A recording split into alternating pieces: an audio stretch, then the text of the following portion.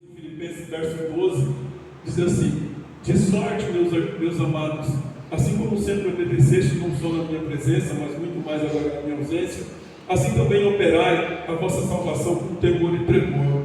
O verso 13: porque Deus é o que opera em vós, tanto querer como efetuar, segundo a sua boa vontade. Feche os seus olhos. Pai amado, eu te agradeço, Deus, por mais uma vez o Senhor permitir que nós estejamos aqui juntos. Sabemos que não são poucos os desafios que nos provocam ao desânimo, mas, Senhor, quando o desânimo quer nos abater, o Espírito do Senhor nos fortalece, porque a tua palavra diz que Ele geme com gemidos inexprimíveis, intercedendo por nós. E o que eu peço nessa noite, ó Pai, é que esta palavra venha produzir o efeito que o Senhor desejou quando inspirou o apóstolo Paulo a escrever ela. Que como instrumento do Senhor eu consiga passar para os irmãos aquilo que o Senhor quer que a tua igreja saiba nessa noite, para que isso possa guiar a vida dos teus filhos e das tuas filhas num caminho rico de vitórias e de bênçãos, Senhor, de maturidade espiritual. Em nome do Senhor nós pedimos. Amém. Amém. Irmão, na mensagem anterior nós havíamos apresentado dois extremos sobre santificação. Quem esteve aqui viu que eu falei isso. O primeiro extremo era um movimento chamado quietismo. Esse movimento defende que não devemos fazer nada e temos que deixar Deus trabalhar. Eles usavam até a figura do barro na mão do oleiro. O barro não faz nada, ele deixa só o oleiro trabalhar. Não funciona porque às vezes nós vemos as pessoas pecando. E se o barro está na mão do oleiro, como que eles pecam? Poderia pecar. Do outro extremo surge um movimento chamado pietismo. Esses defendiam que devemos fazer tudo o que é possível. Os versículos 12 e 13, nesses versículos, Paulo evita esses ambos extremos e apresenta uma visão equilibrada da santificação, unindo o papel de Deus e o papel do homem nesse processo. É o que nós chamamos, aqui nós estamos diante de um que se chama de paradoxo. O que é um paradoxo? Ele é uma aparente contradição. Não é uma contradição. Parece, mas não é. Então, paradoxo. Então, às vezes você está lendo a Bíblia e Deus está falando assim: operando eu, quem impedirá? Não é assim que está escrito na Bíblia? Né? E aí, você lê outro versículo que fala assim: se o meu povo, que se chama pelo meu nome, se humilhar e orar, eu ouvirei dos céus. Então, se no mesmo ponto Deus não depende de mim para operar, porque Ele opera quando Ele quer, do outro Ele pede para que eu ore, que eu me humilhe para Ele operar. E aí, se a pessoa pode ficar pensando assim: mas peraí, o que está certo? Os dois estão corretos. E é isso que eu estou tentando passar aqui para os irmãos. Os dois. Então, quando a Bíblia fala que Deus vai operar e ninguém vai impedir, creia nisso. E quando ela fala que você tem que orar e se humilhar, creia nisso, porque é a palavra de Deus. Parece uma contradição, mas não é. Então, no versículo 12, Paulo, ele está trabalhando a responsabilidade do crente. Como esse crente pode fazer para buscar santificação? É a minha parte em buscar santificação. E eu falei que esse crente, para buscar a santificação, precisa de 5 coisas. Primeiro, ele precisa saber do exemplo de Jesus. Precisa conhecer o exemplo de Jesus. Segundo, o crente precisa saber que eles são amados de Cristo. Terceiro, o crente precisa saber o que significa obediência.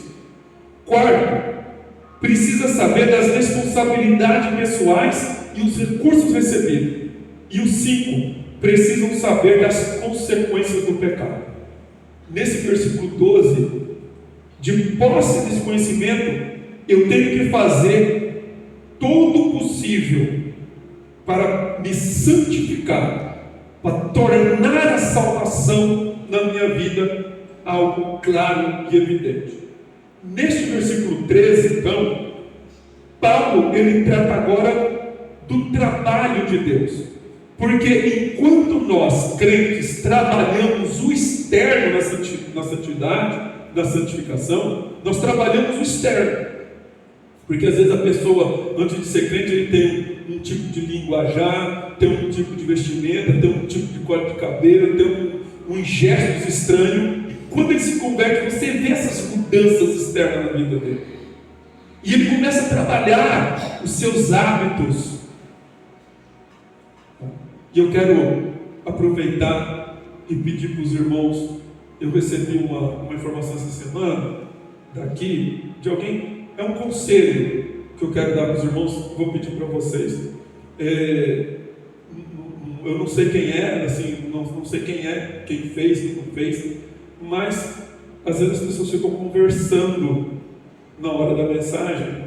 E tem pessoas que querem ouvir e diz que não estou conseguindo entender ou prestar atenção, porque fica ouvindo a conversa. Tá? Então, é um conselho que eu estou dando para os irmãos. Né? Outro, ele falou que, alguém falou para mim assim, que a pessoa estava jogando tigrinho na hora do culto. Jogando tigrinho. Né? Irmão, a Bíblia fala assim, guarda o teu pé para entrar na casa do Senhor. É um conselho, eu não estou dando bronca, mas não faça isso. Né? Esses negócios de jogo, de bets, quando vem no meu celular, tem 3 pontinhos lá em cima, que você clica nos 3 pontinhos e bloqueia. Vai bloqueando, eu vou bloqueando todos, né? Porque não faz bem. Mas isso faz parte dessa santificação externa que nós temos que fazer, que é aquilo que as pessoas veem em nós, direto. Agora, o verso 13 é o trabalhar de santificação de Deus dentro de nós, que é a parte mais difícil. Jesus salientou essa verdade, né? O verso 13 trata do papel de Deus trabalhar o interno, sem o qual o exterior não tem valor. Porque se Deus não trabalhar o interno também, não adianta por fora você ter toda a característica de um cristão, vestimenta, cabelo, fala, tudo isso, mas o interno não é crente. Também não vai adiantar. Entendeu?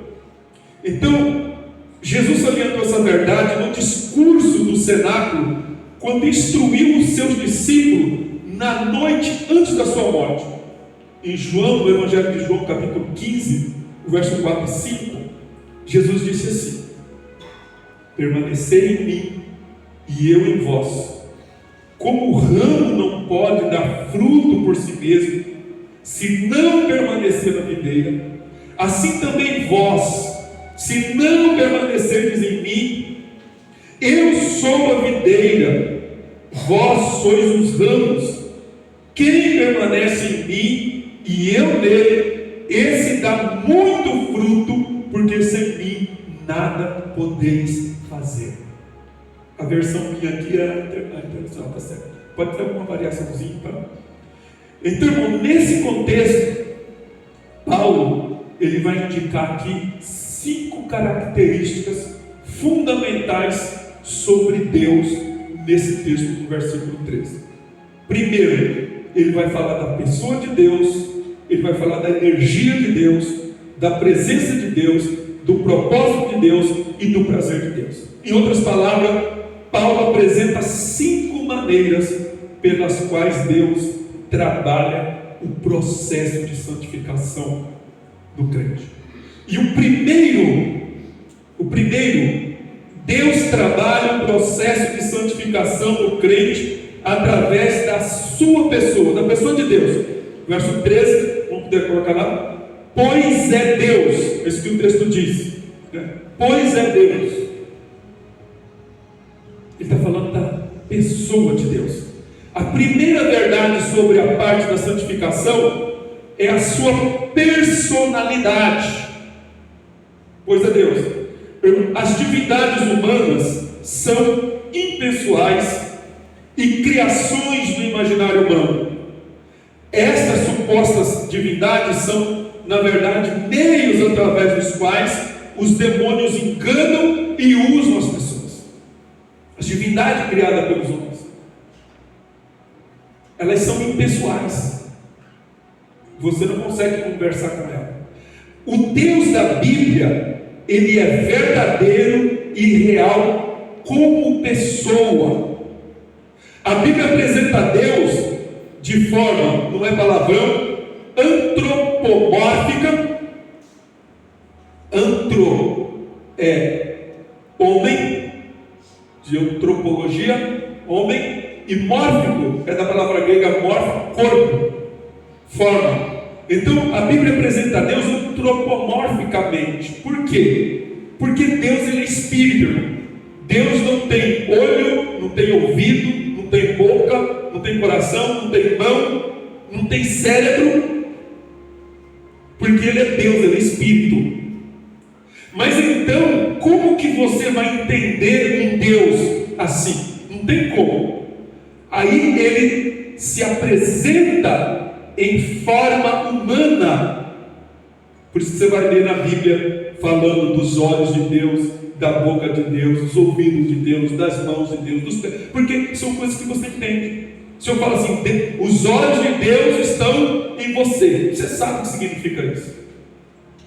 Não é que Deus tem olho igual ao nosso, ele é muito mais do que isso. Então a Bíblia apresenta ele dessa forma, mas também a Bíblia apresenta Deus antropopaticamente, antro de homem e patia, de emoção. A Bíblia fala que Deus é amor, que Deus tem paciência, que Deus se arrepende, fala da ira de Deus, da compaixão de Deus. Isso são emoções humanas. Deus não tem essas coisas, porque não é característica, isso é característica humana. Mas então quando eu falo do amor, eu sei que é amor.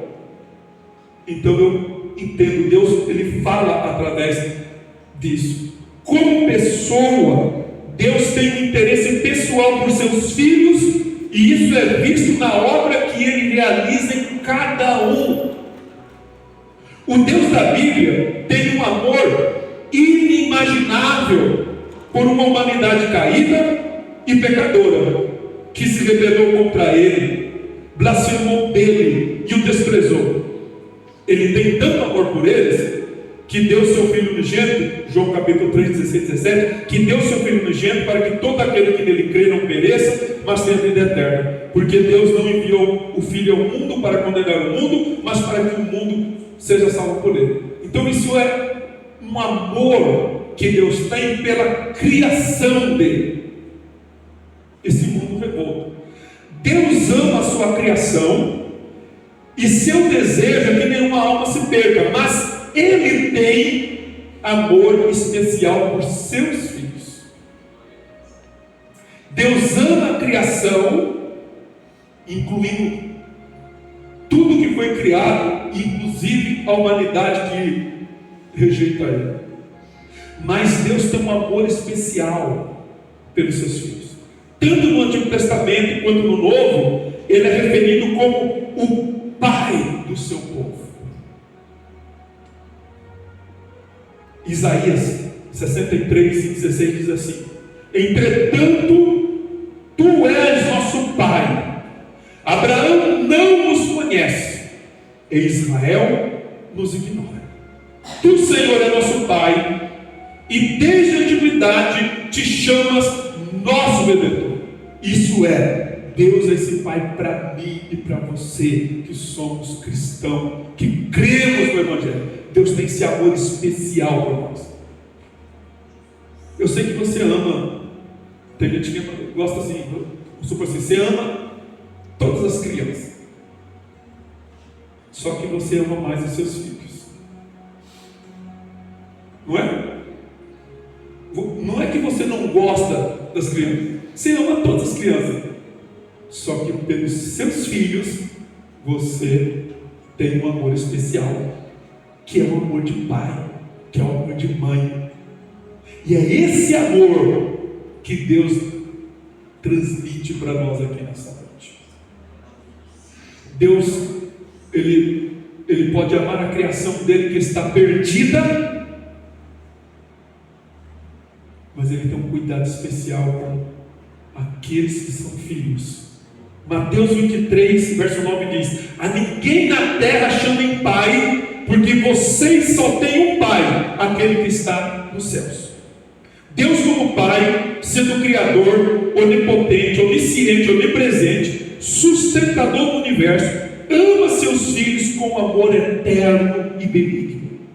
Ele protege, perdoa, presenteia e capacita. Diante de tamanha honra e privilégio. Em Romanos 11, 33 e 36, Paulo irrompe em um louvor de adoração. Ao ter essa noção da grandeza de Deus,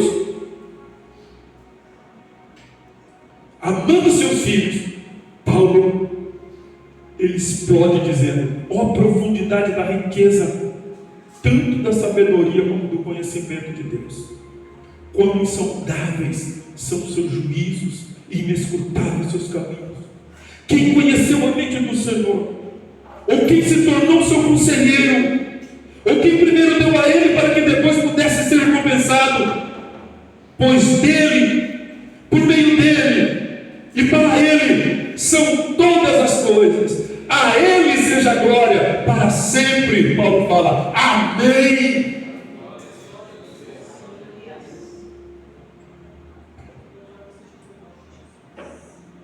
Só quem tem essa dimensão de Deus como Pai, irmão, e é isso que Deus quer que você, essa admiração que Paulo tinha por Deus, que Deus quer que você tenha.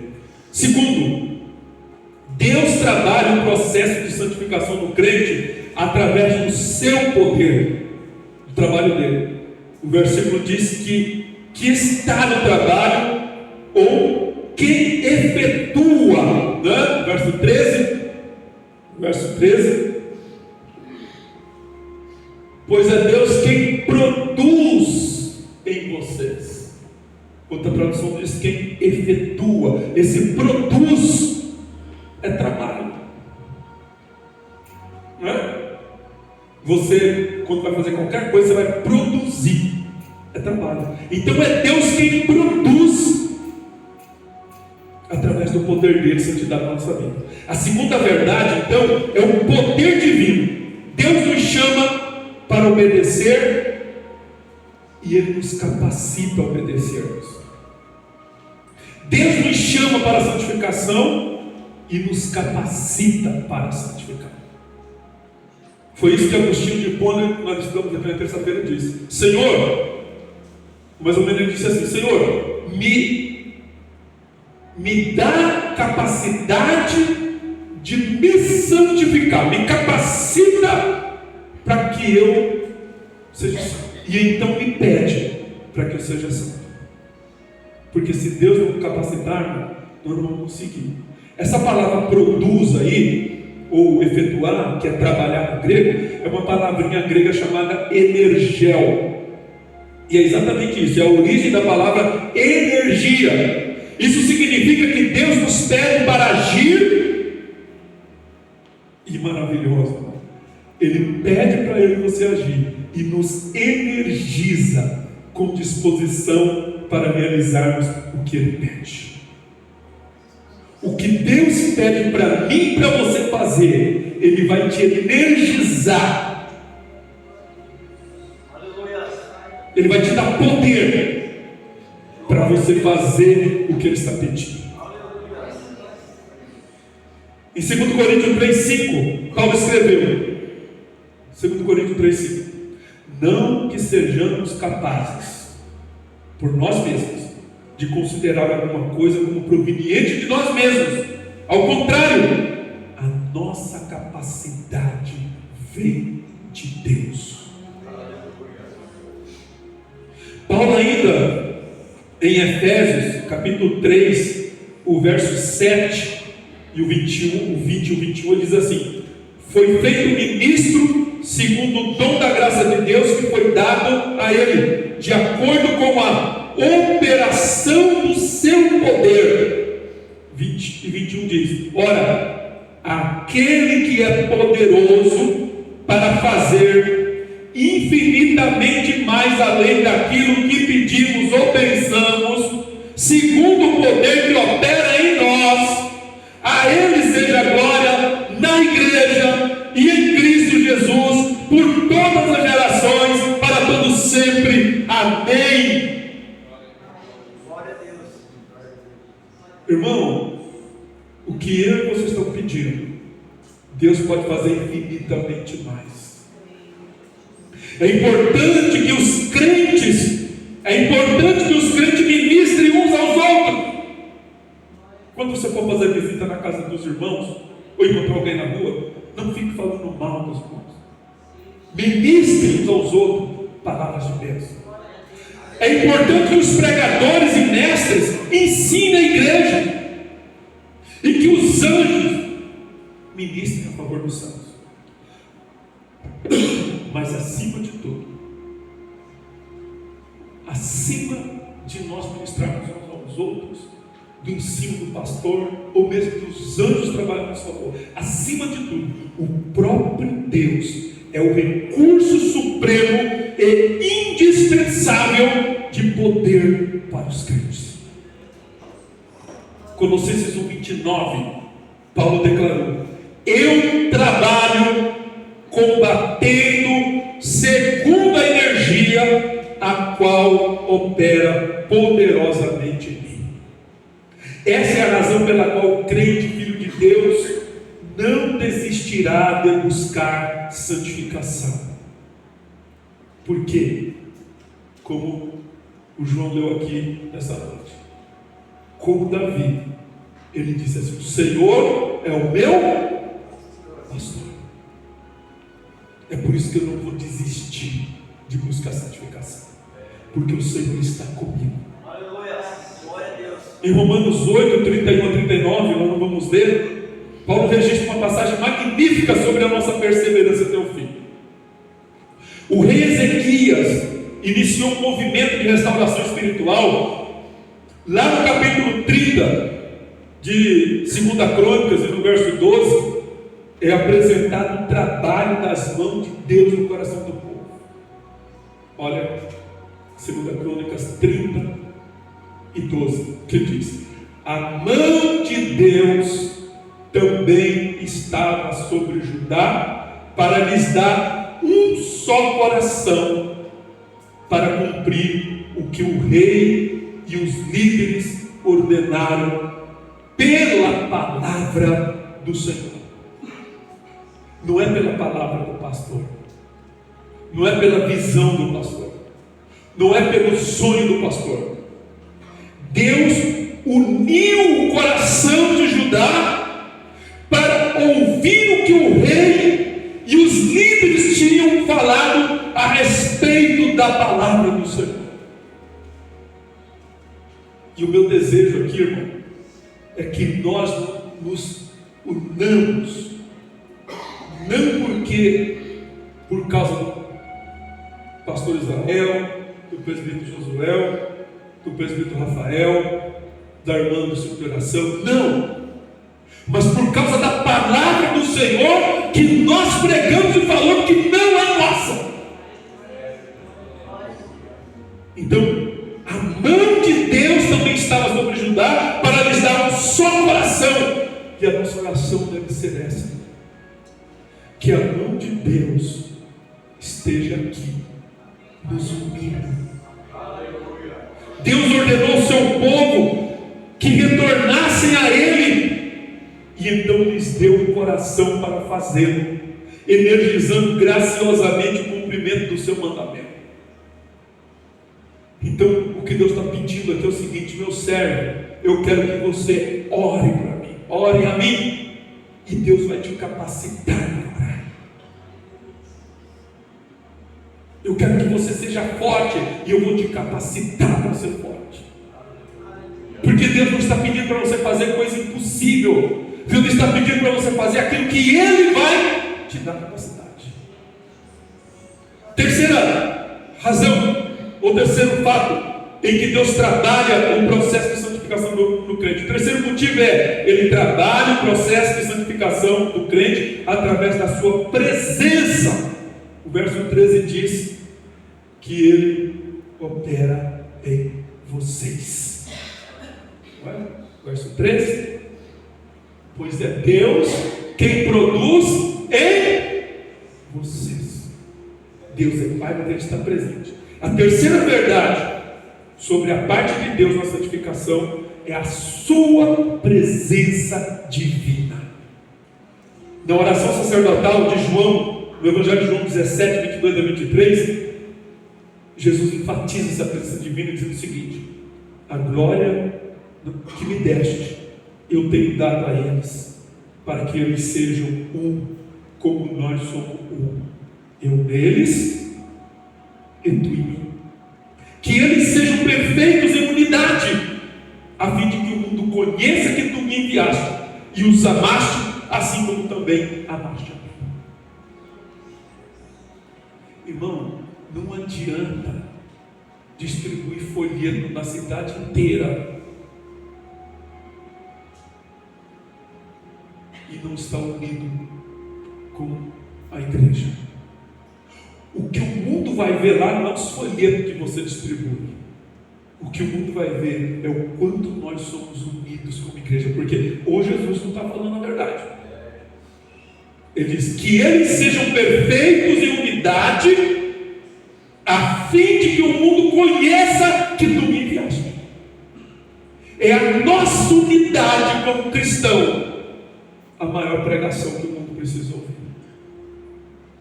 Porque Jesus está em nós. Jesus também declarou no capítulo 14 do Evangelho de João 16 e 17: eu rogarei ao Pai, e Ele vos dará outro Consolador, para que fique convosco para sempre, que é o Espírito da verdade, que o mundo não conhece, o mundo não pode receber, porque não vê nem conhece, mas vós conheceis, porque habita convosco e estará em vós. Vocês creem que o Espírito Santo está aqui nessa noite? Sabe por que eu creio que o Espírito Santo está aqui nessa noite? Não é porque eu estou sentindo. Eu creio que o Espírito Santo está aqui nessa noite porque Jesus prometeu enviar o Espírito Santo, e Ele enviou o Espírito Santo no dia de Pentecostes. O Espírito Santo desceu e o Espírito Santo permanece com a igreja, e Ele está aqui nessa noite. Com sentimento ou sem sentimento, com emoção ou sem emoção, com crença ou descrença, o Espírito Santo está aqui. A presença de Deus está aqui. De acordo com Romanos 8:28, Deus trabalha incessantemente para o bem do seu povo. Ele está presente andando conosco, como o pastor de Salmo 23. Ainda que eu ande pelo vale da sombra da morte, não temerei mal algum, porque tu está comigo. E se eu estou andando com meu Pai, eu não vou ter medo. Glória a Deus, aleluia. Ainda que eu passe pelo vale do UTI, tu está comigo. Ainda que eu passe pela cama de um hospital ou de outro lugar qualquer, eu não vou temer, porque tu está comigo. Deus está comigo, está conosco.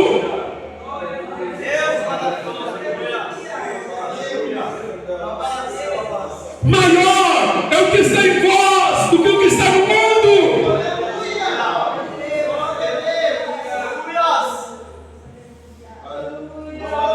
Quantas pessoas desesperadas, irmão?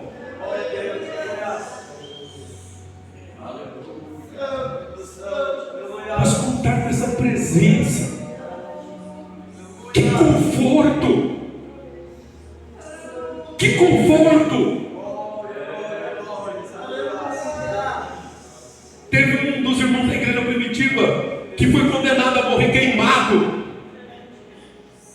Ali os primeiros 300 anos da igreja. E um dos jovens falou para aquele irmão, falou assim: olha, quando você estiver sendo queimado, faz um sinal de joia para eu saber se é suportável. E quando aquele irmão estava sendo queimado na fogueira porque cria em Jesus, aquele jovem estava olhando de longe para ver se o irmão ia fazer um sinal de joia. E o irmão não fez um sinal de joia. Ele levantou as duas mãos, dizendo o seguinte: olha, não é só suportável, é muito suportável ser queimado. Sabe por quê? Porque Jesus está aqui.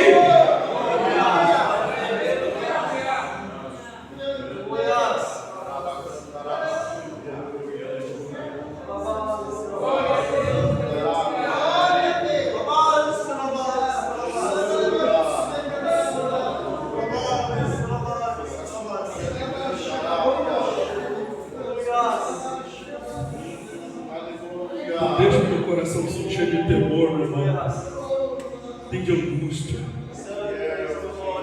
Deus não nos abandonou. Deus trabalha o processo de santificação do crente através do seu propósito. Diz que tanto querer quanto realizar.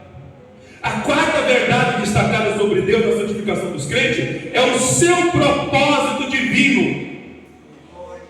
A palavra querer, quando diz que Deus opera tanto querer como efetuar, essa palavra telo, ela se refere a uma escolha proposital, reflexiva, e não a um mero capricho ou desejo emocional.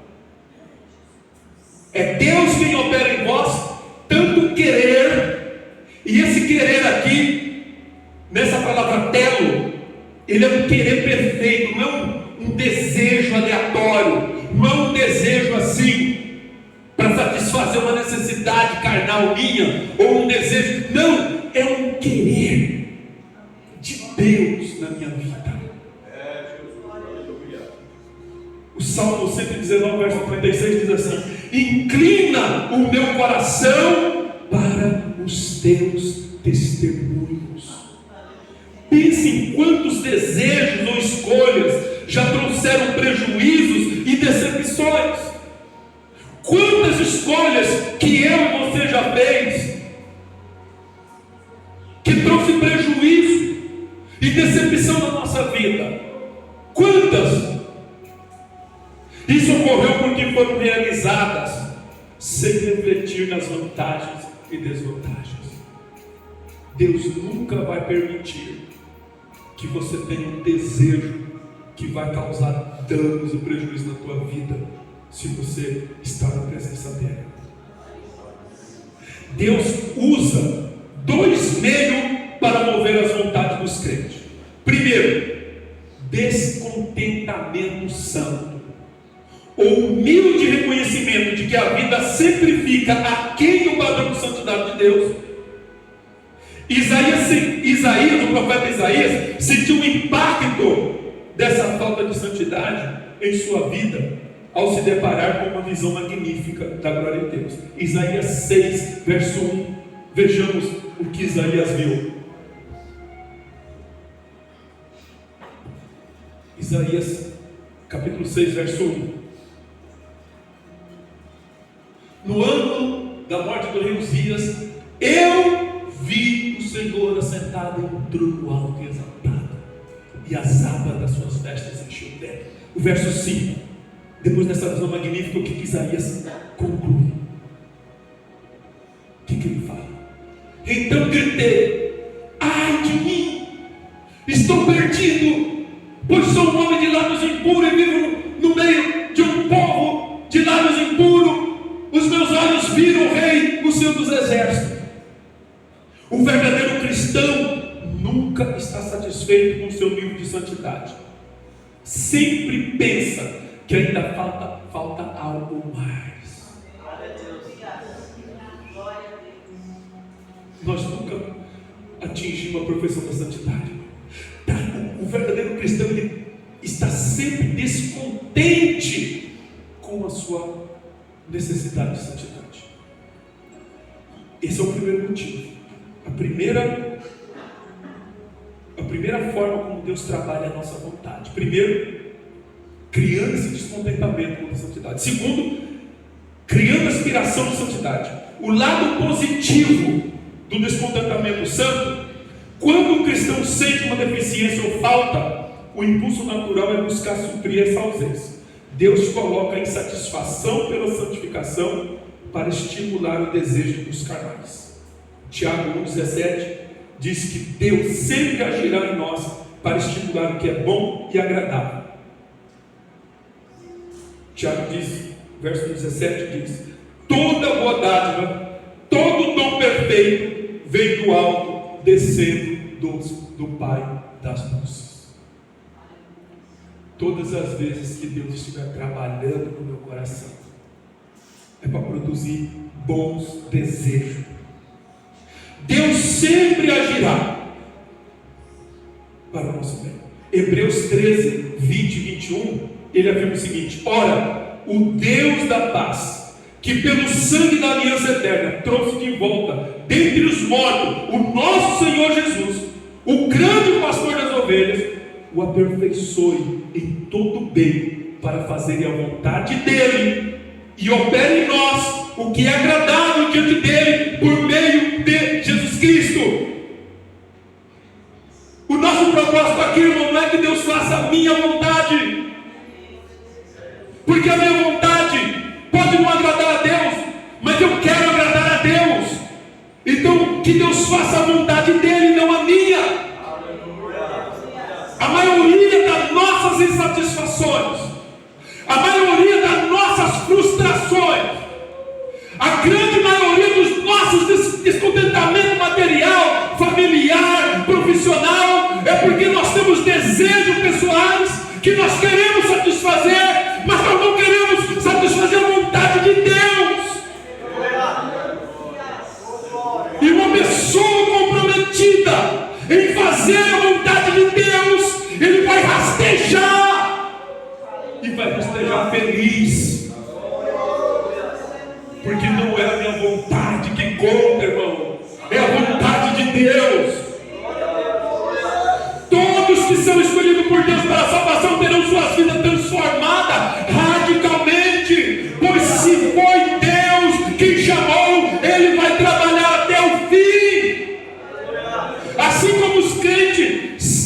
como os crentes são soberanamente predestinados para a salvação, também são para a santificação. Romanos 8, 29 e 30 diz: pois aqueles que de antemão conheceu, também os predestinou para serem conformes à imagem do seu Filho, a fim de que ele seja o primogênito entre muitos irmãos. E aos que predestinou, aqueles que Deus chamou, aquele que Deus predestinou, Deus chamou. Por isso vocês estão aqui. E aos que chamou, ele justificou. E aos que justificou, ele também glorificou. Sabe o que significa? Que antes de nós nascermos, Deus já tinha nos chamado. Deus nos justificou. E pela palavra de Deus aqui, e aos que justificou, também glorificou. Ele está falando isso aqui, irmão, de nós vivendo na eternidade, glorificado. Pela palavra de Deus, nós já fomos glorificados. Quinto, Deus trabalha o processo de santificação no crente através do prazer dele, a sua boa vontade, de acordo com a boa vontade dele. Por que Deus faz tudo isso? Por causa do prazer dele. A quinta e última realidade essencial sobre a parte de Deus na santificação dos crentes é a verdade impressionante de que Deus trabalha na santificação do seu povo para a sua própria boa vontade. E a palavra beneplácito, que aparece aí em algumas Bíblias, que no grego é eudókia, expressa o que? Essa palavra beneplácito significa grande prazer. Para o seu grande prazer, para a sua grande satisfação.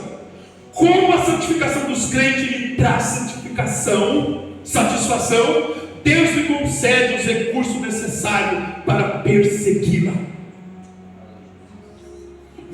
causar grande prazer em Deus, irmão, busque santificação. Assim como o pai tem prazer quando os filhos querem seguir os passos dos pais. Assim como os filhos querem, olha para o exemplo do pai e segue aquele ali, ou quando o filho, porque, irmão, nas relações humanas, o único homem que quer ver o bem do outro, quer ver esse outro melhor do que ele, é o pai. O pai sempre vai querer ver o filho melhor do que ele, porque os outros, amigo, colega, patrão, não tem prazer em que você prospere. Não, ele pode até te dar parabéns, mas não é de coração. Agora o pai, quando ele vê o filho prosperar, quando ele vê o filho ter aquilo que ele não teve, o pai fica feliz, porque o pai fica feliz porque o filho prospera. Então, se eu quero dar prazer para Deus, eu tenho que buscar santificação. Efésios 1:3 diz assim, resumidamente aqui, 1:3 e verso 9: o Deus e Pai de nosso Senhor Jesus Cristo nos abençoou com toda a bênção espirituais nas regiões celestiais em Cristo. Veja, Ele não nos abençoou com carro, com casa, com saúde, com empresa, com sucesso. Tudo isso faz parte da nossa vida aqui na terra, e Deus pode conceder, mas a maior bênção é a bênção espiritual em Cristo. E no verso 9, que nos fez conhecer o mistério da sua vontade, de acordo com o seu beneplácito, de acordo com o seu grande prazer que propuseram em Cristo. Concluindo, irmão, todo cristão deve entender que a santificação exige o seu esforço mais árduo, mas ainda assim depende totalmente do poder de Deus. Com muitas outras verdades das Escrituras, essas realidades aparentemente irreconciliáveis são difíceis de compreender. Tendo feito tudo o que podem, os crentes devem dar todo o crédito a Deus, assim como o Senhor instruiu após terem feito todas as coisas que lhes foram ordenadas.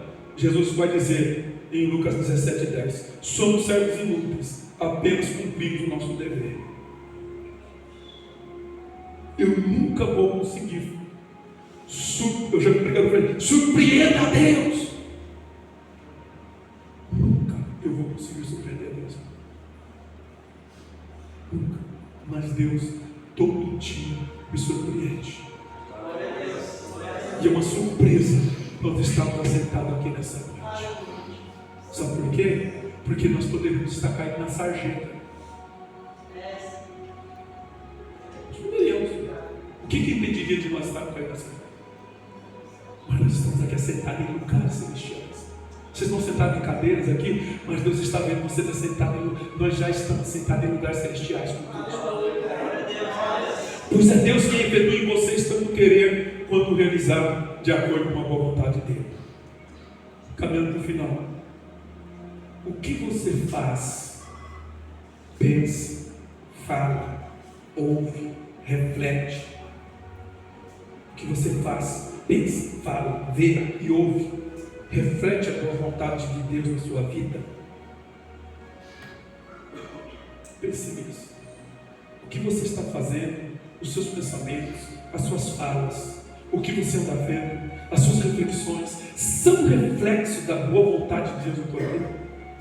Você age como marido conforme a vontade de Deus? Você acha que a sua atitude como marido dentro de casa é a vontade de Deus? Porque toda a vontade de Deus é boa. Você age como esposa conforme a vontade de Deus, irmão?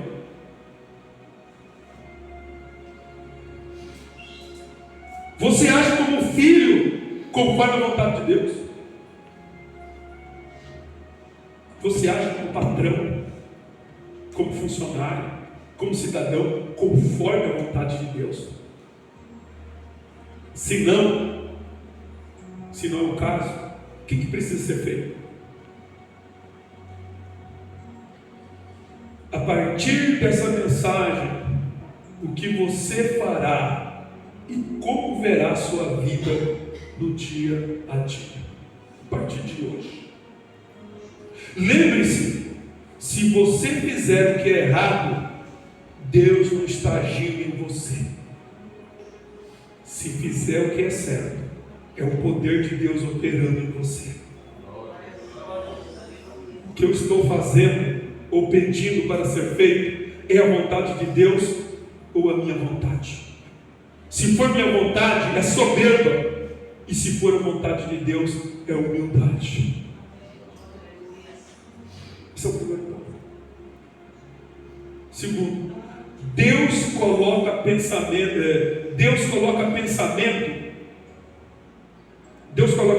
de suicídio no coração de uma pessoa? Coloca sentimento de ódio pelo próximo? Coloca sentimento egoísta? Coloca desejo de fazer o que é errado? Não.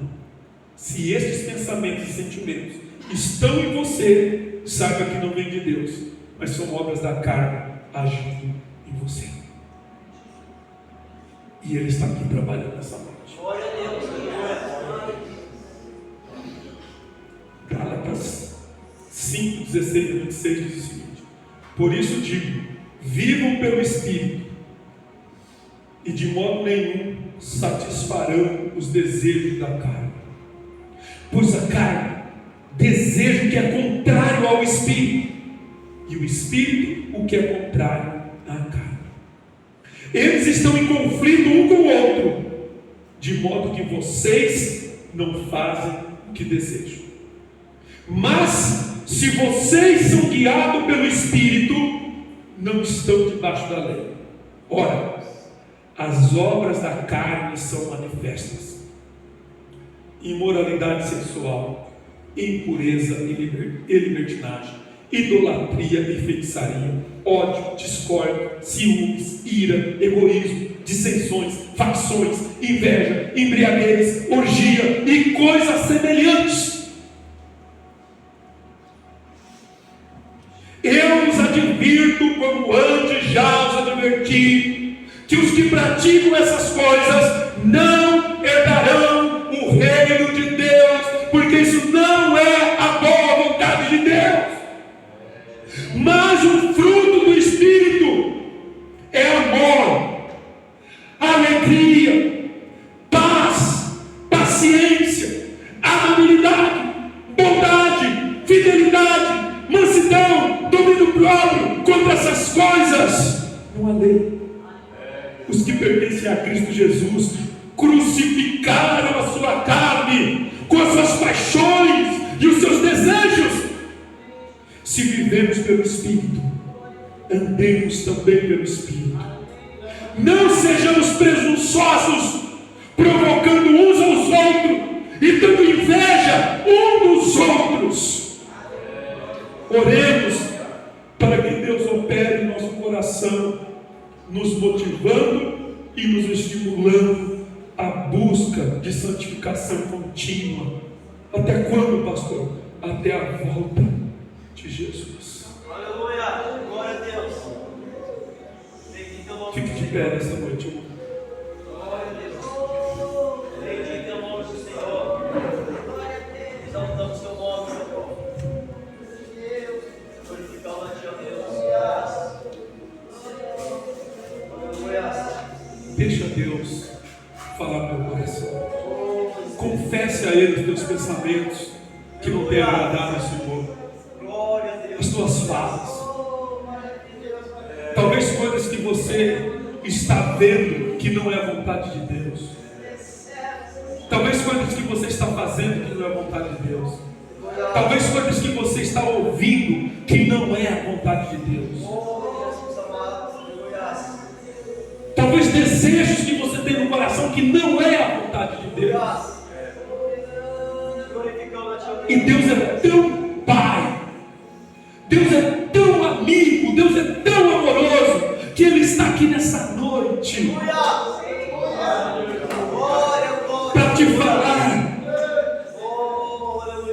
para te falar, eu sou teu Pai, confie em mim.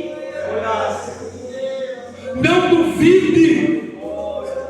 O Senhor é o meu pastor, nada me faltará. Glória a Deus. Glória a Deus. Irmão, o primeiro que nós falamos aqui é a pessoa de Deus. Fale com Ele. Fale com Ele. Mas seja sincero. Se você está com raiva, se você está com inveja, se você está com ciúme, se você está com ódio, fala: Senhor, eu estou com ódio. Senhor, eu estou com inveja. Senhor, eu estou triste. Senhor, Deus é uma pessoa, irmão. Ele vai te ouvir. Ele te ouve. Não adianta. Se você tem algum sentimento negativo dentro do teu coração, não adianta falar para Ele que está tudo bem, porque Ele sabe que não está tudo bem. E nós não vamos dar passos de vitórias se nós continuarmos negando. Se nós continuarmos negando que nós não estamos na posição correta que Deus nos colocou, onde Ele quer que nós estejamos. Que Deus possa abrir os céus nessa noite, quando Ele abriu para Isaías.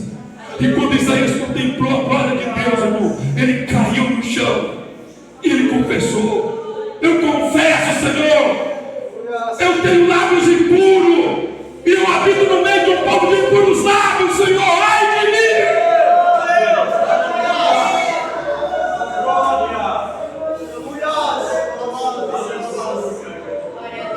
Oh Deus, quem somos nós, oh Deus? Quem somos nós, Senhor? Nós não somos nada, mas o Senhor é tudo, meu Pai. Nós somos uma igreja humilde e dependemos do Teu amor, dependemos que o Senhor nos sustente, porque se o Senhor não tiver com Tuas mãos estendidas sobre nós, nós não conseguiremos avançar, não conseguiremos dar passos em direção à cruz. Senhor, tem misericórdia de nós, tem misericórdia das nossas fraquezas, Senhor, da nossa mediocridade, tem misericórdia da nossa falha, tem misericórdia, Senhor, da pessoa mesquinha que nós somos. Coloca o Teu Espírito de santidade nos nossos lábios, enche nossos corações. Queremos ser guiados pelo Espírito Santo para não cumprir os desejos da carne. Desperta, Senhor, desperta aqueles que estão dormindo, aqueles irmãos que estão em casa agora, porque estão, Senhor, acomodados espiritualmente. Tem misericórdia, tem misericórdia. Incomoda eles dentro de casa, para que eles se voltem para Ti e Te busquem com o coração sincero, e Te busquem com o coração humilde e voltado para servir a Ti de todo o coração. É isso que eu oro em nome de Jesus, te agradecendo.